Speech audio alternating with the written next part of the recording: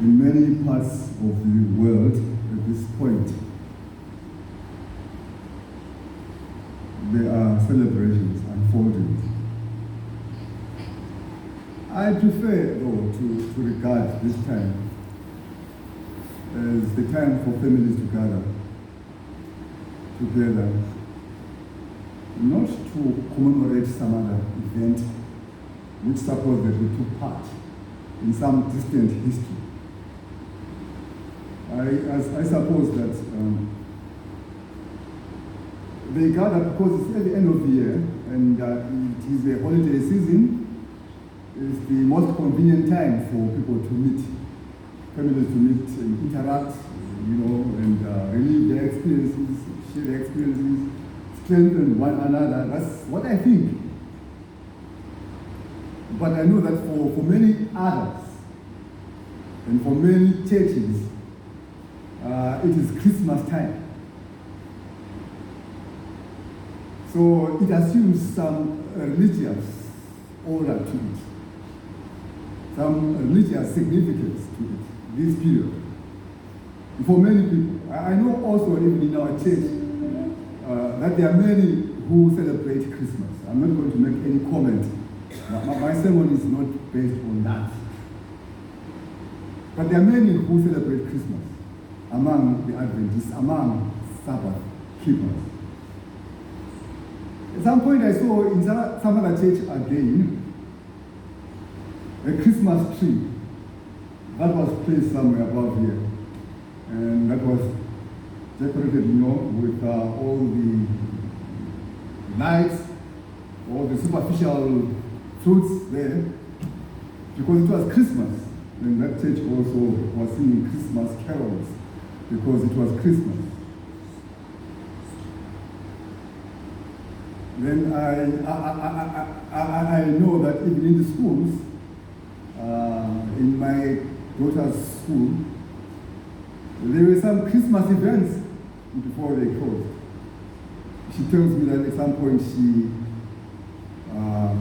differed with the class and with the teacher in the class concerning the Christmas. And she said that she does not observe Christmas because it is not a biblical holiday. And then she said she did not believe in Santa Claus, in Father Christmas. Then the teacher called her out of the classroom and rebuked her and told her strongly that Santa Claus exists. There is indeed Father Christmas. That's what she was told. I do not know what view you might be holding there. But you might want to go and search in the Bible. Is this so? Is it so? Was Christ born on the 25th of December? Was he? Is it in the Bible? But you also ought to know that there are other pagan holidays that have made their way into Christendom. Ash Wednesday, Good Friday, Easter Sunday, Witch Monday. All of these are borrowed pagan holidays and festivals brought into the Christian church. Well, you might go and enjoy yourselves on Monday. That's fine. There's nothing wrong with that. But please, don't teach anyone that Christ was born on the 25th of December. He was not. He was not born then. And even in the fact that the Passover week corresponds with Easter, which in fact is Easter, because of his connection with the pagan goddess Easter, whom the Phoenicians worshipped. The same called Diana in Ephesus. Same called Re or Ra in Egypt. Now baptized into Christianity and meant to converge with the Passover week. All of these are not biblical holidays or concepts or festivities. They were imported from paganism. But I say that my sermon is not on that point. I'm just making a comment. I'm making a comment. So it's fine to go and drink water on the 25th. Yeah. Water on the 25th.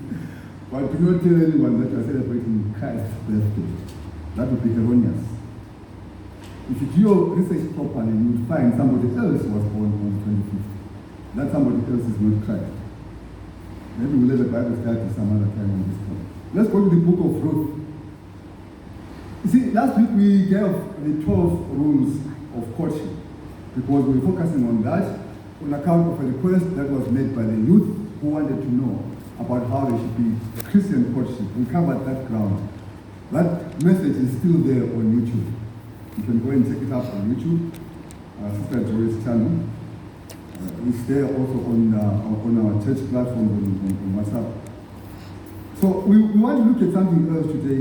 It's lessons from for the Christian church from the book of Ruth. And my focus is on the character of Naomi. I'm called Naomi. That other woman. And then I would want to contrast that with Ruth herself. But my focus is on the lessons we gain from reading that book of Ruth. You ought to know these 7 cardinal points about that book. 7 key points. I'm going to read parts of the book. But our focus, our pivot, are the 7 key points. First of all, there was a catastrophe, a disaster in Israel, which forced the family of Ahimelech,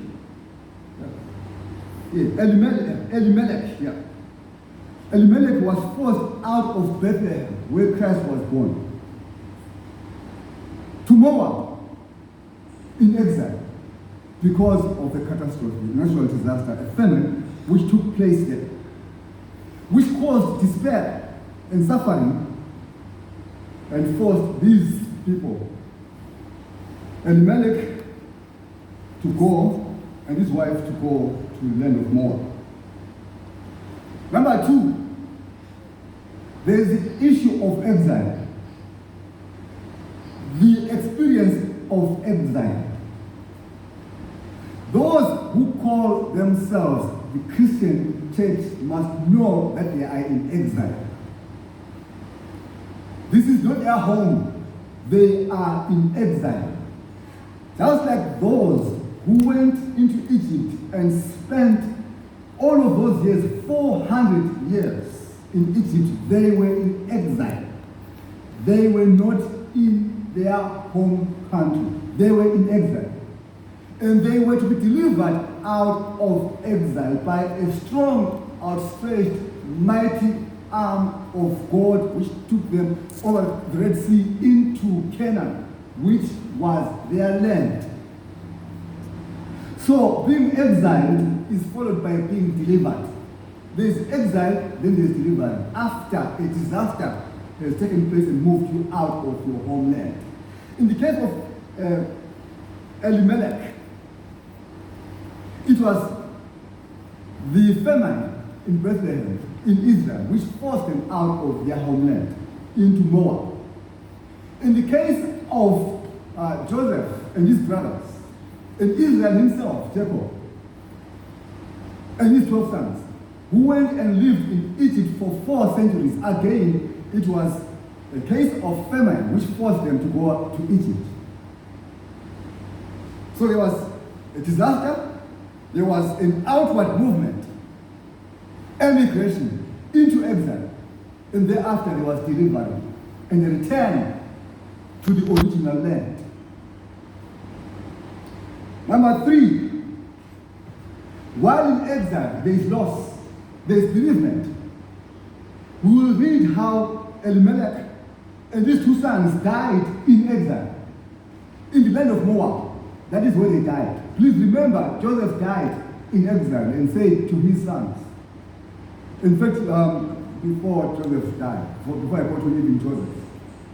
His own father, who lived with them there, who lived with him and his brothers there in Egypt, they made a call for the return. God will return us to our land. My bones also must be taken to our land, to Israel. So there is bereavement, there is loss in exile. Exile is never a nice experience. It is always followed by tragedy and by loss and by suffering, because you have been uprooted from your comfort zone, from your homeland. Number 4, after bereavement, when Elimelech died, his widow went through a period of poverty. So the loss of a loved one, mostly a breadwinner, results in loss of income and therefore poverty. So in this case, what we'll be reading is Naomi's return. When she returned to Israel, to Bethlehem, she was in a far worse state than when she left Israel for Moab. She was poverty-stricken. She was widowed. She had lost sons, 2 sons, and lost a husband, and lost a breadwinner. Therefore, she was impoverished when she went back home. Thus, she says in Ruth chapter 1, verse 21. I'll read that part as well. I'll read much of Ruth there. But there's a point I want to illustrate here. She says, I went out full, and the Lord has brought me home again empty. I went out full, and the Lord has brought me home again empty.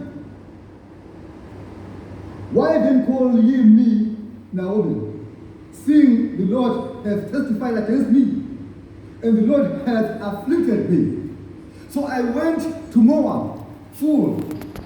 I had a husband, Elimelech. I had 2 sons. When I went into exile in Moab, in exile I lost my husband, I lost my 2 sons, I lost my breadwinner, I lost my estate. And I've come back home now, poverty-stricken and widowed and sonless.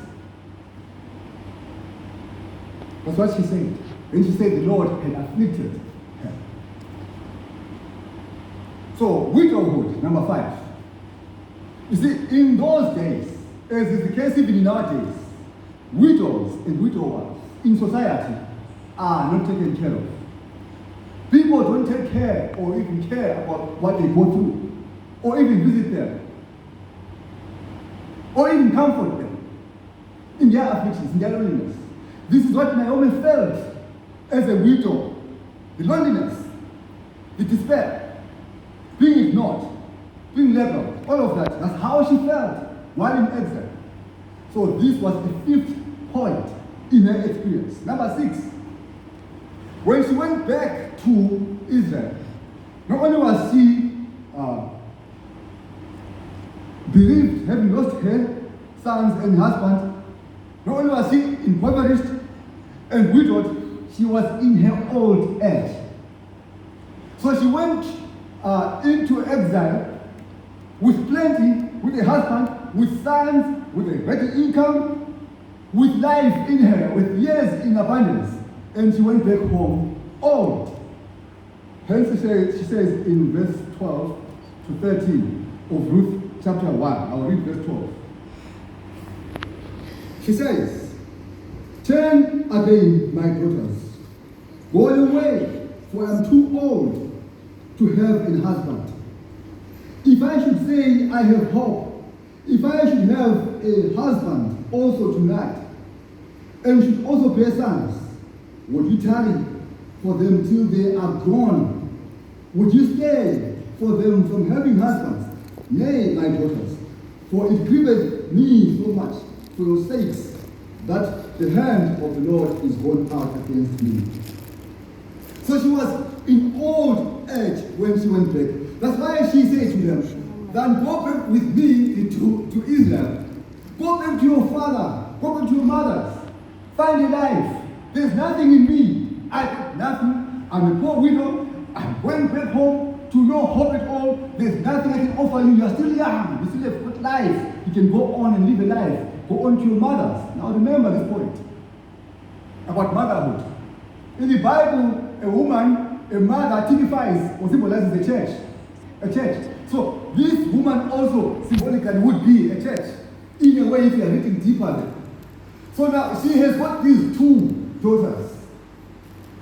And they too, I believe, they've lost their son, their husbands, who happen to be her sons.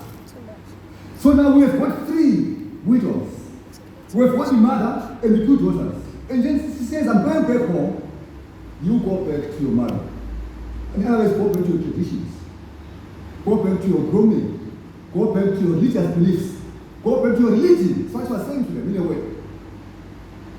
I'll go back home there. I'm going back home empty-handed. At the end of that period, of that time, the second point which I want to emphasize is the point of triumph. You see, there's a disaster, there's exile, there's loss, there's bereavement, there's impoverishment, then there's a return. That return is a triumphant return. It's a triumph of the church. So after the loss, there is restoration. God restores abundantly to Naomi what she has lost. From dejection, she gets delight. From defeat, she gets victory. From loss, she is delivered. Naomi, as a type of the church. Now I want to go to the point about the other woman. See, she had two daughters-in-law who also were bereaved. So dies first Elimelech, her husband, then the two sons go, then she's bereaved, and they are bereaved. Then she says, go back to what? To your mothers. Find husbands. Even if I were to have a husband in my old age, I can't produce sons. Even if I were to have a son or sons, they can't marry you. Because you can't wait for them until they are of age to marry them. So go back in verse 8. Return each to your mother's house. Return. That's what she says. In verse 14, there's a reaction from the two daughters. And they lifted up their voice and wept again. And Orpah kissed her mother-in-law. But Ruth gave unto her. To give is to hold on to, is to cling to, is to hold desperately to something as if it were your salvation.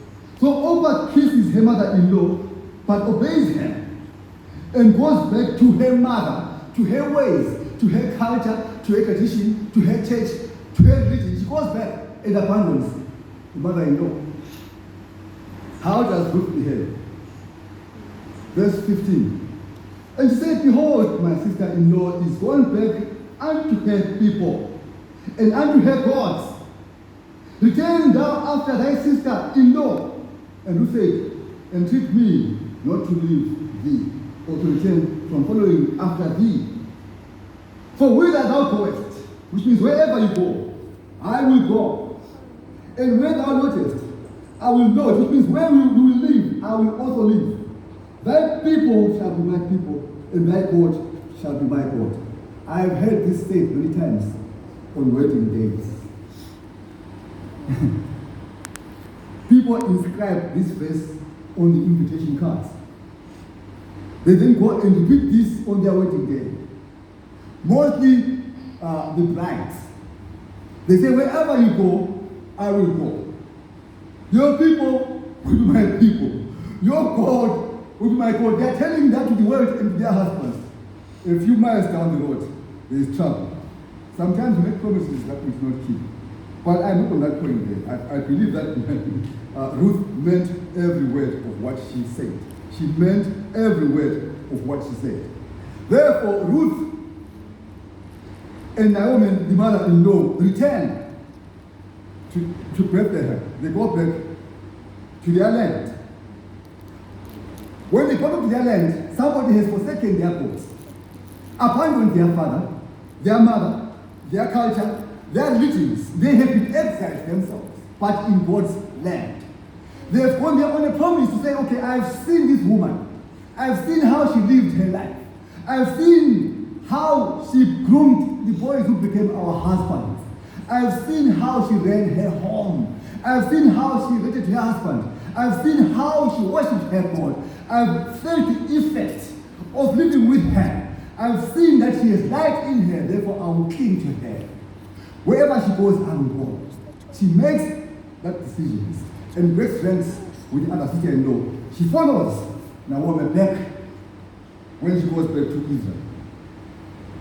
I want to go to chapter 2, where much of the discussion is. I'm reading from verse 1. I'll stop at verse 12. So I'll read continuously and stop at verse 12. And Naomi had a kinsman of her husband's, a mighty man of wealth, of the family of Elimelech. His name was Boaz.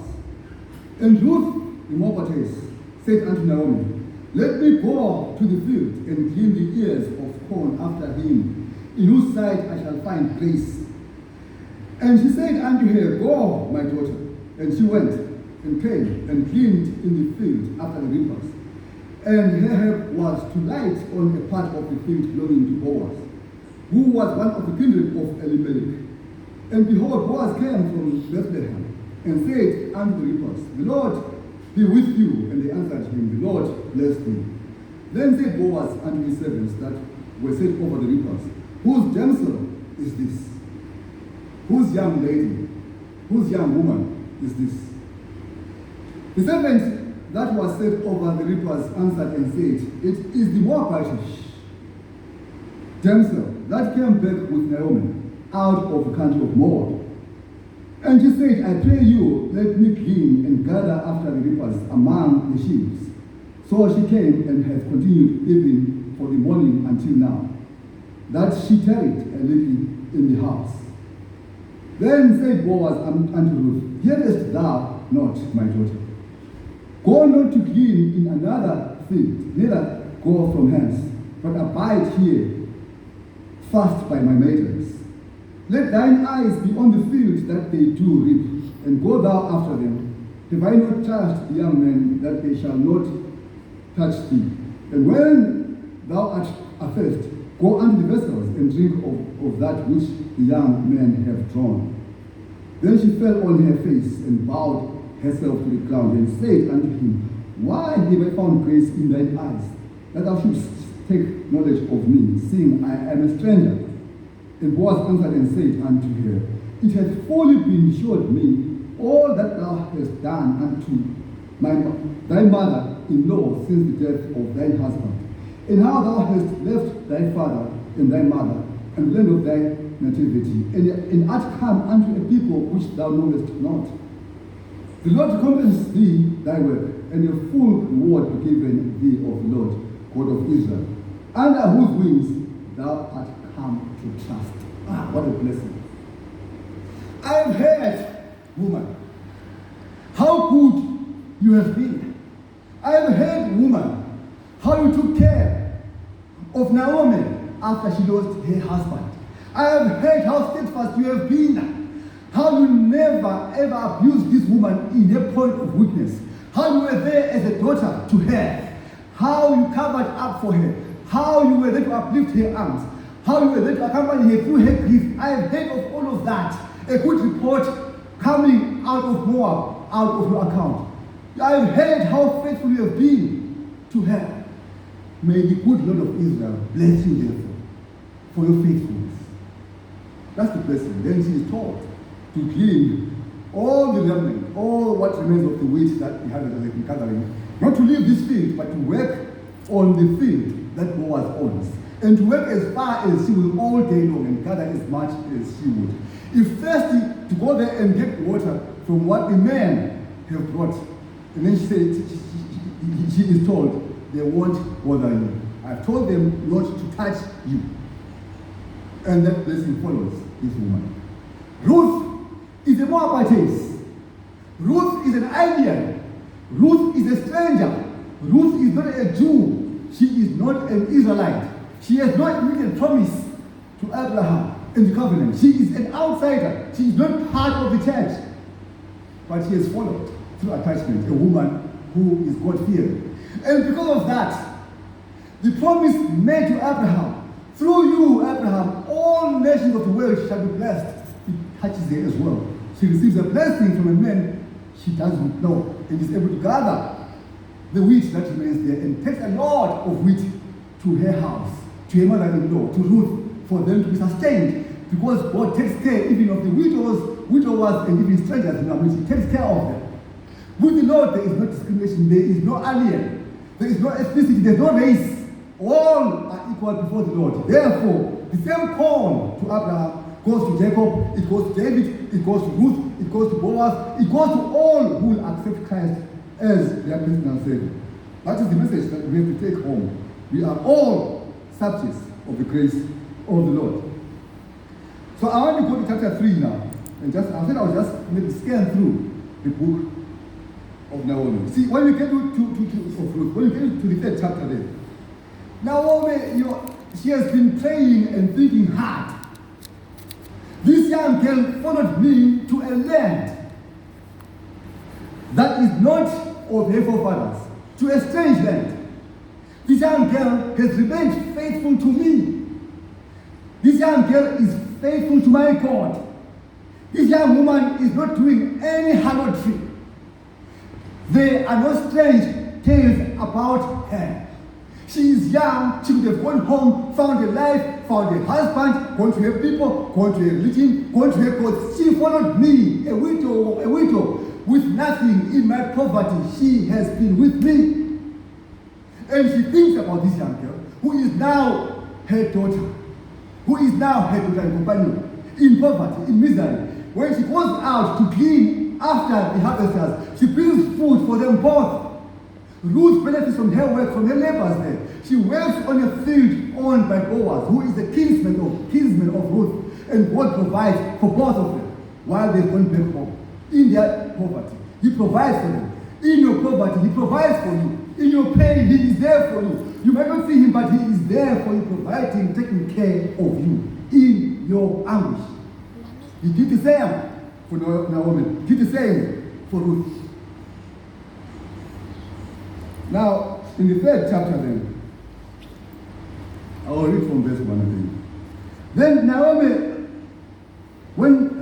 Naomi, her mother-in-law, said unto her, My daughter, shall I not seek rest for thee, that it may be well with thee? And now is not Boaz of our kindred, with whose maidens thou wast. Behold, he winnoweth barley tonight in the threshing floor. Wash thyself therefore, and anoint thee, and put thy raiment upon thee, and get thee down to the floor.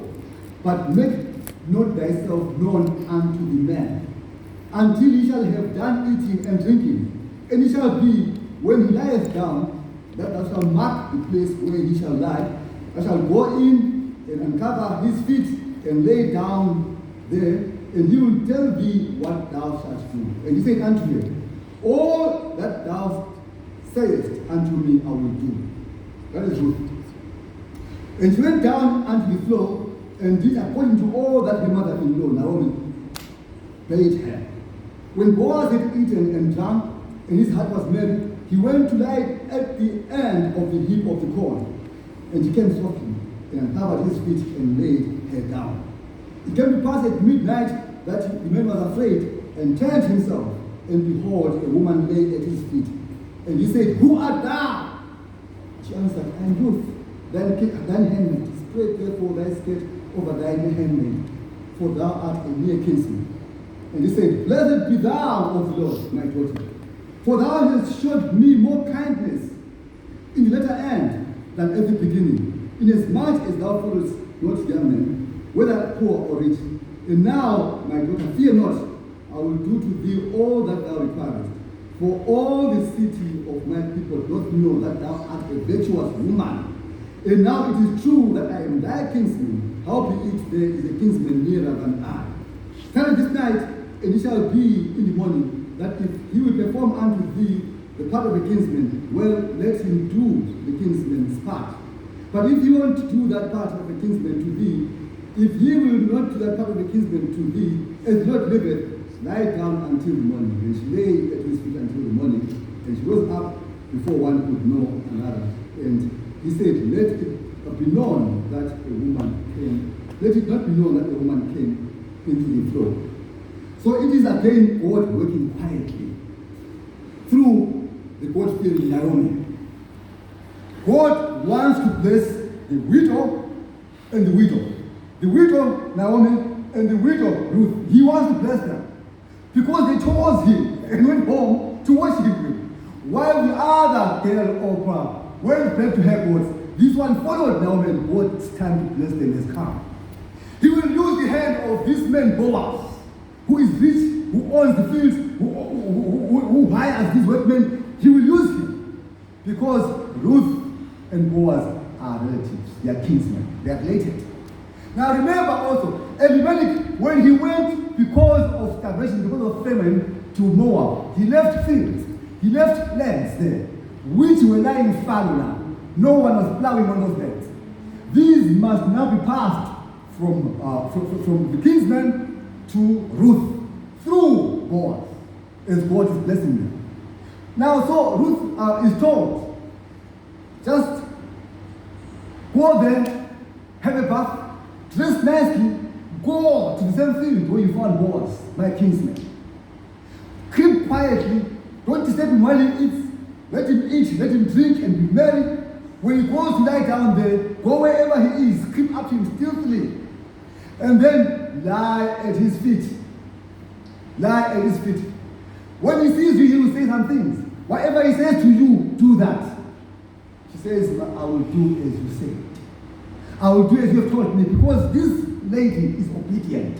This lady is trusting. To her, this is not just a mother-in-law, not just a poor widowed woman. This woman has something in her, something which attracts this woman to the widow. There is a light in her life which is so attractive. It lures and drives her all along, from exile to Bethlehem. When she's there, she will follow whatever is said. She says, I'll obey that. She goes there and does exactly as she's told. Now, this faithful man says, you have not gone a warring after a man. You have worked all day long with my man. For days there, you have done your work faithfully. I have not heard strange stories about you and this man. I have not heard of cohabitation between you and other men. You have not been involved in corruption. You have taken care of your body. You have had integrity. Therefore, you have a blessed woman. If a kinsman of mine would come to you and offer the lands or whatever he offers to you, I will then know somebody else is in charge. But if none comes your way, God's blessing will come the way God wants it to deliver. Now let's go to chapter 4 of that chapter. So this lady, before we get there, she is allowed the next day to go again after the harvesters to harvest as much barley as she would, and then she feels so much in the bags of the barley, so she won't go empty-handed to her mother-in-law. She goes back home there with a lot of barley to take care of them both. Then, this is what happens in chapter 4. Then when Boaz, verse 1, and set him down there, and behold, the kinsman of whom Boaz spake came by, unto whom he said, oh, such a one, turn aside, sit down here. And he turned aside and sat down. He took 10 men of elders of the city and said, sit ye down. These were witnesses to what he was about to do. And they sat down, and he said unto his kinsman, Naomi, that is come out again out of the country of Moab, selleth a parcel of land, which was our brother Elimelech's. And I thought to advertise thee, saying, buy it before the inhabitants, and before the elders of my people. If thou wilt redeem it, redeem it. But if thou wilt not redeem it, then tell me that I may know, for there is none to redeem it besides thee. I am after thee, and he said, I will redeem it. Then said Boaz, what day thou buyest the field of land of the hand of Naomi, thou must buy it also of Ruth the Moabitess, the wife of the dead, to raise up the name of the dead upon his inheritance. Then the kinsman said, I cannot redeem it for myself, lest I mar mine own inheritance. Redeem thou my right to thyself, for I cannot redeem it. So this was the man, the next man in line, who should have taken over the field that Elimelech had left. Initially, the field is offered to him Because Naomi has come back, the widow, the land is being sold, he says he will redeem it, which means he will purchase it. When he's told the conditions that if you are buying this land, you're taking over also the widow, taking over the woman that has been left by the son of Naomi. You're taking over this Moabite. He says, I cannot do it. Lest I do it and then lose my own inheritance. That leaves only Boaz in charge. He is the next in line. He is not, he's widowed himself. He has no wife. Therefore, the offer now comes to him. And then he redeems that land. He buys that land off Naomi. He buys that land off Elimelech. And then he inherits the widow as well. He becomes husband of Ruth. That is how Ruth gets to marry Naomi. So what are the implications of this? This is serious. You see, I've said it before and I'm saying it again to you. If in your mind, in your thoughts, you thought that Christianity or our religion is national, if you thought it can be preserved by a particular group of people, or by the Jews, or by the early Christians, or by whoever Christian, and forgot that this is a call which was ye out into the whole world to gather all who will accept, like this woman Ruth from Moab, who followed the call, who answered the call, of grace, and followed the mother-in-law back to Israel. The call goes out to every child, to every daughter and son of Adam and Eve. If they will accept Christ, they will be saved. This woman has answered the call and gone back to Israel. Now there she finds herself marrying Boaz, a man of God, a God-fearing man, a rich man, a man of means, who must now become her husband. But there's something more to it. Please turn to Matthew chapter 1. I will just read a very interesting genealogy, which will bring us to the conclusion. Matthew chapter 1. I will read again from verses 1 to 16. I hope we have gone to Matthew. Are you at Matthew now? Okay, let's go. Chapter 1, verse 1.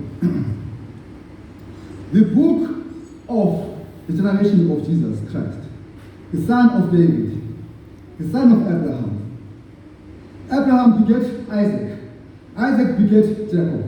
Jacob begat Judas and his brethren. Judas begat Phares and Zara of Tamar. And Phares begat Ezra. Ezra begat Adam. Adam begat Aminadab. And Aminadab begat Nason. Nason begat Simon. And Simon begat Boaz of Bethel. And Boaz begat Obed of Ruth. And Obed begat Jesse. Jesse begat David the king. David begat Solomon of her that had been the wife of Uriah. Solomon begat Rehoboam. Rehoboam begat Abiah, and Abiah begat Asa. Asa begat Josaphat. Josaphat begat Joram. Joram begat Ozias. Ozias begat Jotham. Jotham begat Achaz. Achaz begat Ezekias. Ezekias begat Manasseh. Manasseh begat Ammon. Ammon begat Josiah. Josiah begat Jeconias. Jeconias begat... Okay? Where am I? Verse 11. Begat Jeconias and his brethren about the time they were carried away to Babylon. And after they were brought to Babylon, Jehonias begat Salathiel. Salathiel begat Zerubbabel. Zerubbabel begat Abiud. Abiud begat Eliakim. Eliakim begat Ezra. And Ezra begat Sadok. Sadok begat Akim. Akim begat Eliud. Eliud begat Eleazar. Eleazar begat Mathan. Mathan begat Jacob. Jacob begat Joseph, the husband of Mary, of whom was born Jesus, who is called Christ. Now you see, the line through which the Messiah Christ comes involves some women you would rubbish as being idolatrous, some women you would rubbish as being dirty, some women you would say belong to a wrong ethnic group, some women you would call Moabites, outsiders. She Ruth, by marriage to Boaz, becomes an ancestor of Jesus the Christ. The bloodline of Christ flows through Ruth, a Moabite. Because Christ has come to save not the Jews, but to save everyone that can be saved. If they to accept Christ as personal Savior, they are saved on the basis of their faith. Nothing else, only their faith. Now, because this woman, when the other one chose to go back to her courts, she came to Naomi, went back with Naomi to Israel, said to her, your God shall be my God, your people shall be my people, I will be part and parcel of you, I will join your people. She joined herself to Christ. That's why you find that at the end, when she marries Boaz, down that line, Christ is born.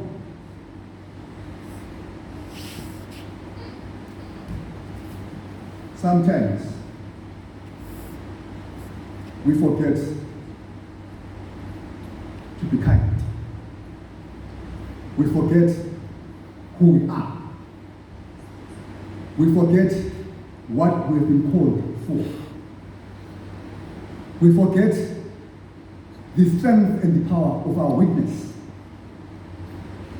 We forget how every decision we make is solemn. We forget that every step we take affects somebody else. We forget that every word we say affects somebody else's salvation. We forget that.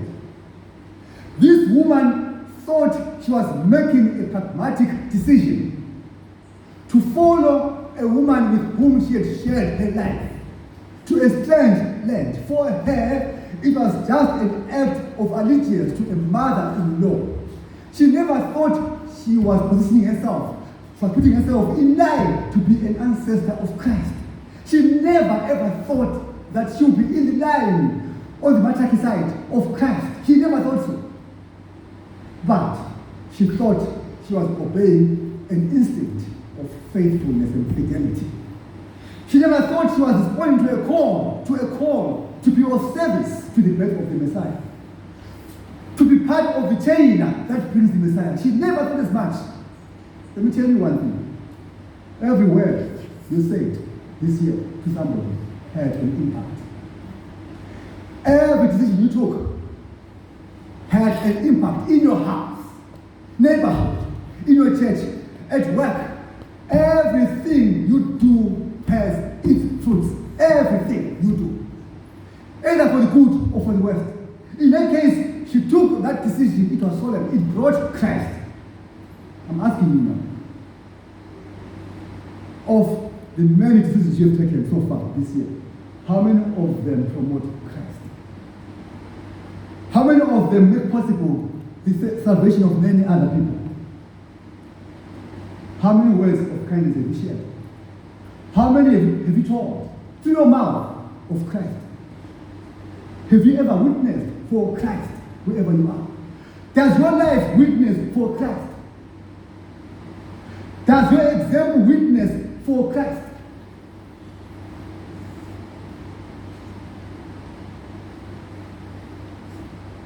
There are books at the end. Start today. There are some books at the end. The brother brought them in there. Pick one. If you need more, there's some others back here. And go and give them to your neighbor. Josh. Give them to your relative, to your friend, to whoever will read. You never know when you get to heaven how many people in heaven will thank you for your steps, for your words, for your actions, for your donations, for your efforts, for your kindness. They are in heaven because of what you did in innocence. They made a decision which brought them to Christ, into heaven. In the coming year, how will you spend your time? How will you spend the time that Christ will give you in the coming year? Think of it now. Make a promise to the Lord. Say to Christ, Christ, wherever you go, I will go. Your people will be my people. Your Father, which art in heaven, will be my Father. Whatever you say to me, I will do. Then the Lord will find you a useful instrument in His church. Many souls shall follow the Lord, and many souls shall be redeemed because of your example. May the good Lord bless the reading of his word. Amen.